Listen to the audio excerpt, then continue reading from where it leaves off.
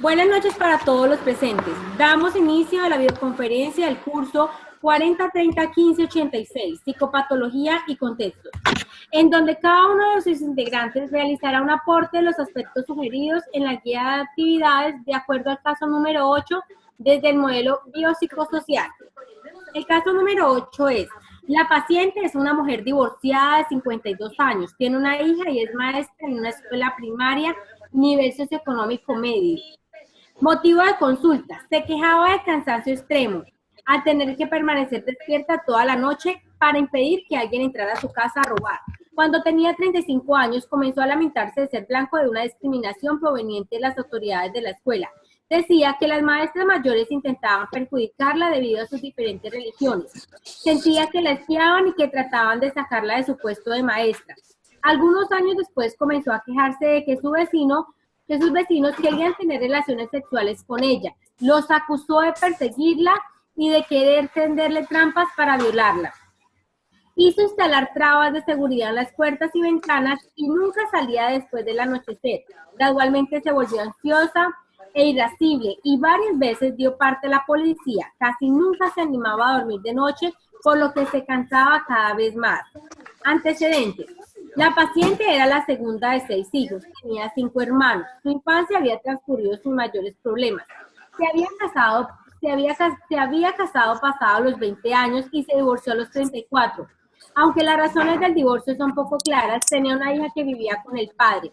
La paciente había enseñado en la misma escuela durante más de 20 años. Solía hablar de Dios o expresar conceptos religiosos, pero raramente concurría a un templo. Siempre tuvo menstruaciones largas y dolorosas, hasta que hace poco tiempo cesaron completamente. Al nacer su hija tuvo un episodio de depresión leve manifestada por ingesta excesiva de alimentos y problemas para dormir. Cuando se estaba divorciando se le notó nerviosa y preocupada, a pesar del cual había logrado permanecer calmada y trabajar como de costumbre. Era una persona pusilánime, indecisa y cautelosa. Sus colegas la caracterizaban como meticulosa y bastante estricta como maestra. Uno de sus hermanos tenía una condición mental extraña. Abandonó su trabajo y su familia para vivir en un taller en el que él mismo construyó. Aseguraba que dedicaría su vida al estudio de la física y que inventaría una máquina capaz de funcionar sin combustible. Datos actuales: durante la consulta, la paciente parecía bastante normal. Su conversación era coherente y acertada. Acusó a una cantidad de personas de querer hacerle daño y de que buscaban la oportunidad de forzarla para que tenga relaciones sexuales con ellos. Negó tener alucinaciones. Le desagradaba tener que hablar de estos problemas y parecía estar cansada por sus preocupaciones persistentes. Estaba absolutamente segura y convencida de que sus inquietudes eran reales, aunque en realidad nunca le había pasado nada. Estaba segura de que tenía razón suficiente para creer que podría pasarle. El examen físico solo determinó obesidad leve. Caso 8, discusión. La paciente tiene una larga historia de ideas delirantes de persecución persistentes, aunque no de carácter bizarro. No tenía alucinaciones o síntomas de esquizofrenia. No se observó síndrome depresivo concomitante. No se sospechó de etiología orgánica o consumo de ninguna sustancia psicoactiva. El diagnóstico es, por lo tanto, trastorno de ideas delirantes persistentes de tipo persecutorio.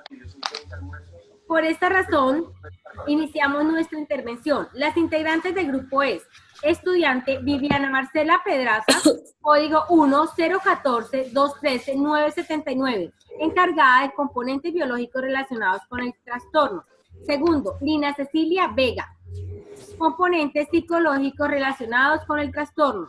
Linda Giselle Ramírez Rodríguez, código 1-105-679-753, rol del psicólogo.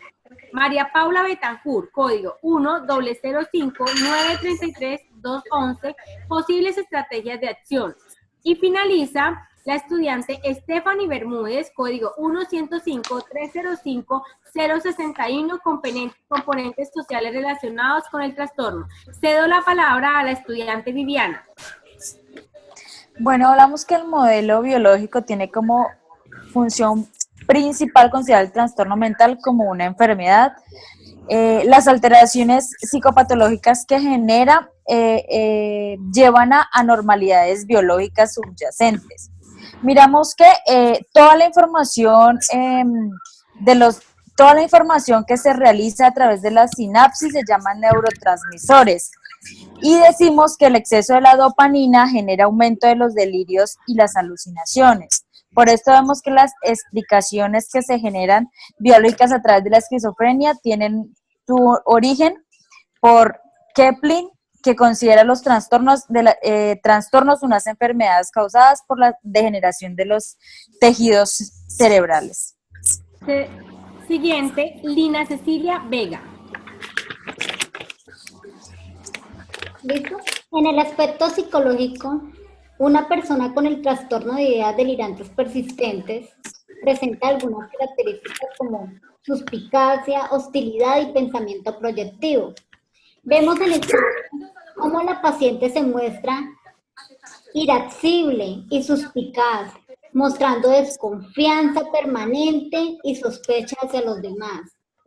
Idea delirante de persecución. La paciente cree que está siendo espiada, vigilada, siendo esto una persecución imaginaria.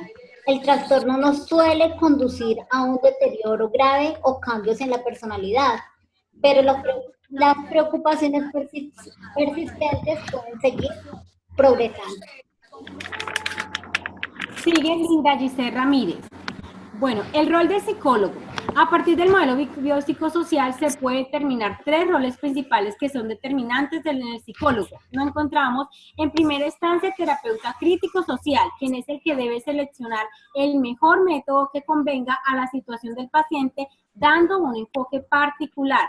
Seguimos con un terapeuta analista asistencial, quien somete al paciente a una introspección en referencia al estilo de vida que lleva y a la forma de vivir. Allí implica un análisis existencial y no como un juez o sacerdote que debemos actuar. Y finalizamos con un terapeuta que es un agente reestructurador, facilitador del cambio. El psicoterapéutica promueve y facilita un cambio durante el proceso terapéutico. Los aspectos anómalos de la personalidad son abordados y se trabajan en su reestructuración con diferentes métodos que han funcionado con anterioridad en casos similares. Cedo la palabra a la estudiante María Paula Betancourt. Las posibles estrategias de acción de la paciente del caso número 8 es la remisión en psicología clínica y psiquiátrica, exámenes neurológicos y terapias integrales.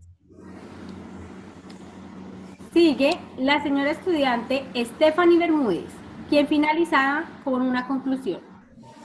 Bueno, las explicaciones sistemáticas de la posibilidad de que la estructura social sea la fuente del trastorno de las ideas delirantes del subtipo persecutorio radican en que intervienen circunstancias externas estresantes, es decir, factores precipitantes que conllevan a una mayor dificultad para interpretar el entorno. En el caso número 8, identificamos que el estrés marital le produce a la paciente preocupación y angustia que finaliza con separación seguido de aislamiento familiar, o la existencia de una vulnerabilidad individual de personalidad donde la paciente mantiene una actitud de desconfianza e hipersensibilidad a la traición a causa de una transmisión familiar relacionada con experiencias pasadas. Recordemos que uno de los hermanos de la paciente presenta aislamiento social. Hemos finalizado nuestra videoconferencia y agradecemos a todos los presentes. Feliz día.